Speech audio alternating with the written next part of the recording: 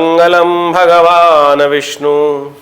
ओम मंगलम भगवान विष्णु, मंगलम गरुड़ध्वज, मंगलम पुंडरीकाक्ष, मंगलाय तनोहरि। नमस्कार, स्वागत है आपका। मैं आचार्य विक्रमादित्य आपके साथ हूँ और आज का विषय हमारा है कि कर्क राशि वालों के लिए जो 30 अक्टूबर को राहु का परिवर्तन होने जा रहा है। 18 महीने के लिए राहु पुनः राशि बदल रहे हैं और क्या कुछ करेंगे। राहु और केतु दोनों राशि परिवर्तन करके आपके जो दशम भाव में और चतुर्थ भाव में चल रहे थे, राहु दशम में चल रहे थे बृहस्पति के साथ, और केतु महाराज आपके सप्तम भाव चतुर्थ भाव में चल रहे थे। अब वक्र गति से चलते हुए परिवर्तन की तरफ जा रहे हैं और वो जा रहे हैं मीन राशि में। मीन राशि आपके नवम भाव में बढ़ती है और राहु अगले आने वाले 18 महीने तक वो नवम भाव में रहने वाले हैं। आपकी किस्मत की चाबी कहाँ है, इस बात को समझ लें। नवम भाव भाग्य का भाव है, नवम भाव धर्म का भाव है, नवम भाव कई जगह यश को भी देता है, देव का स्थान माना जाता है, दीक्षा का स्थान माना जाता है नवम भाव, और तो और कई शुभ स्थानों को भी अभिव्यक्त करता है। तो ऐसे में नव धर्म में राहु का जाना विशेष तौर पे कई महत्वपूर्ण विषय को रखने वाला है। हम आपको एक ऐसी चाबी भी देने वाले हैं, ऐसा सूत्र बताने वाले हैं कि कैसे राहु के जो धर्म, राहु एक पाप ग्रह है, अब पाप ग्रह धर्म भाव में चला जाएगा तो समझें सबसे शुभ भाव जो भर्ती पूरे योग ज्योतिष के अनुसार से माना जाता है यही नवम भाव। कहा था भाग्यम फलति सर्वत्र न च विद्या न च पौरुषम। तो अब नवम भाव में राहु महाराज जा रहे हैं आपके, और वो क्या कुछ करने वाले हैं ये आपको बहुत महत्वपूर्ण रूप से समझना चाहिए। हम आपको एक विशेष तौर पे ऐसा सूत्र भी देंगे इस कार्यक्रम के अंदर जिसको आप अच्छे समझ लें। अगर वो कर लिया आपने तो बहुत सुंदर तरीके से आपके समस्त वारे न्यारे करने के राहु योग बना सकते हैं और विशेष तौर पर कई प्रकार की समस्याओं से निजात भी दिलवा सकते हैं। ये समय दो धारी तलवार वाला रहेगा। दो धारी जो स्थिति है वो रहेगी, हल्की सी गलती हुई तो फंस जाएंगे और थोड़ा सा अच्छा कर लिया तो बिल्कुल कैसे उस समय से निकल सकते हैं बहुत बढ़िया तरीके से, तो वो भी हम आपको बताने वाले हैं।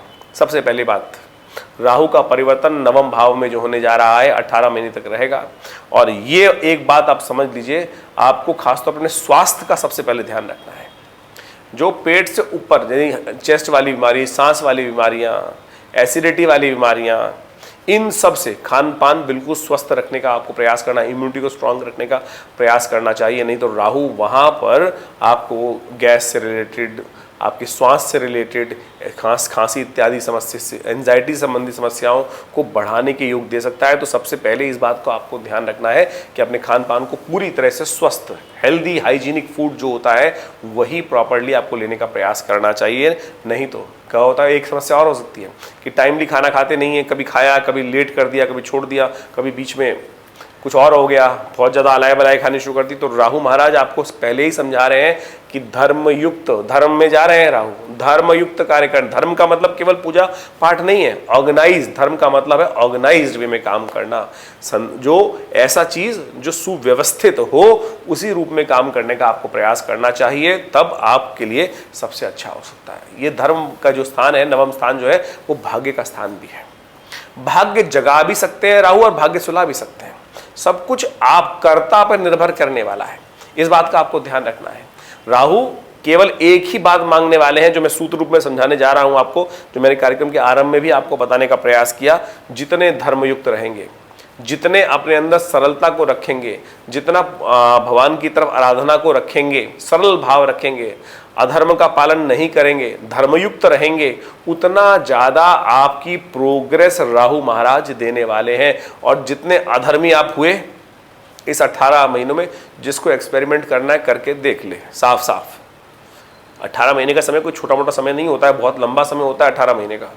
अगर हमारी बात पे किसी को भी शक है तो बिल्कुल कभी करके देख लें। एक महीना धर्म की बात करें, एक महीना जितना अधर्म हो सकता है सब करें, उसका प्रभाव राहु क्या कुछ देंगे आपके समक्ष बहुत जल्दी आ जाएगा। हाथ कंगन को आरसी का, पढ़े लिखे को तो आप समझ लें स्थिति क्या है।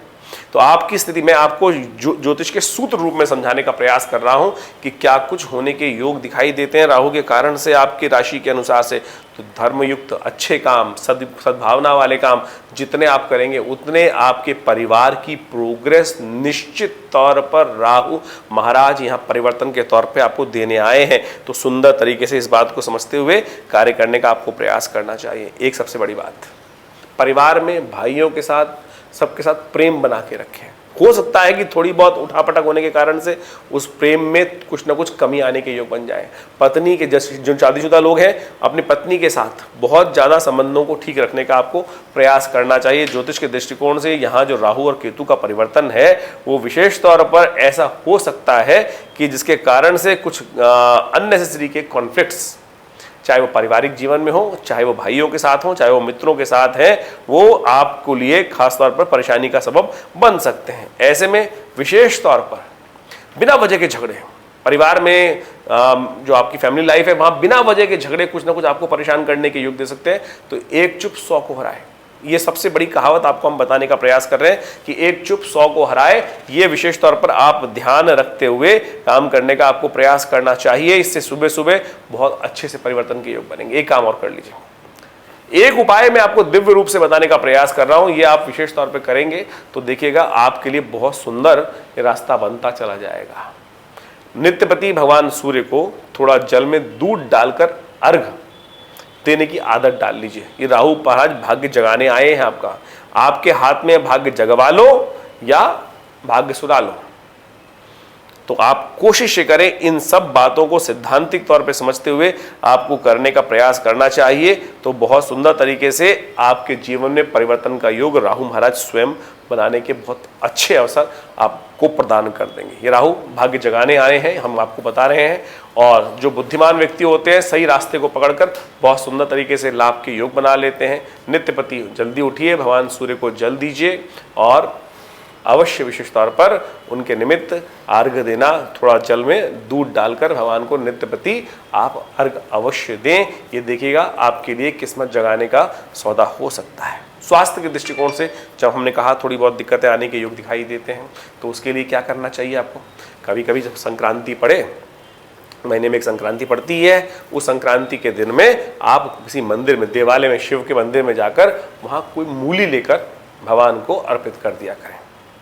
मूली आमतौर पर बाजार से मिल जाएगी, मूली लेकर भगवान शंकर के मंदिर में जाके वहाँ उनको समर्पित कर दें। ये बड़ा एक सुंदर लाभ हो सकता है। राहु का थोड़ा भाग्य पे दुष्प्रभाव है, उसके लिए सबसे अच्छा तरीका है धर्म का सहारा। दान पुण्य जितना भी करेंगे वो सब आपके लिए अच्छा रहेगा। 1 महीने करके देखें और 1 महीने रोक के देखें, स्वयं आपको इसका प्रभाव समझ में आ जाएगा।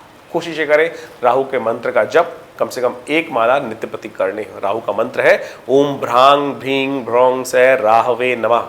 दोबारा कर देते हैं आपको उच्चारण, ओम भ्रांग भ्रींग भ्रौंग से राहवे नमः। इसका नित्यपति 1 माला अवश्य जप कर लिया करें। देखिए बहुत सुंदर रहेगा। ये राहु का परिवर्तन आपके लिए सौभाग्य का उदय करने के योग बना सकता है, लेकिन समझना आपको पड़ेगा किस मार्ग से। यदि अधर्म की तरफ चलोगे तो आपके समक्ष ही आपको असफलता मिलेगी। यदि धर्म युक्त होकर कार्य करोगे, धर्म का युक्त का अब अच्छा मतलब धारयति धर्म शास्त्र कहता है ना, तो सत्य का पालन करें, अच्छे काम करें, पूजा पाठ करें, भाग्य जगा देगा। और राहु एक न्यायाधीश की तरह आपके लिए नैसर्गिक दृष्टिकोण से सूर्य को भी ग्रहण लगा देता है, तो इस बात को आपको समझ लेना चाहिए। तो जो सिद्धांतिक तौर पर हमने आपको बात बताई है उनका पालन करें। देखिए राहु का परिवर्तन आपके लिए बहुत शुभ होने के योग बनाता दिखाई दे रहा है। इसको आपको कैसे चलना है इस समय में, ज्योतिष यही विज्ञान है कि ये राह जो है उस पर हमें किस स्पीड से चलना है, किस स्पीड से चलना है कि हम अपने गंतव्य मार्ग तक पहुंच जाए। ज्योतिष इसी गति को समझने का, इस राह को समझने का विज्ञान माना जाता है।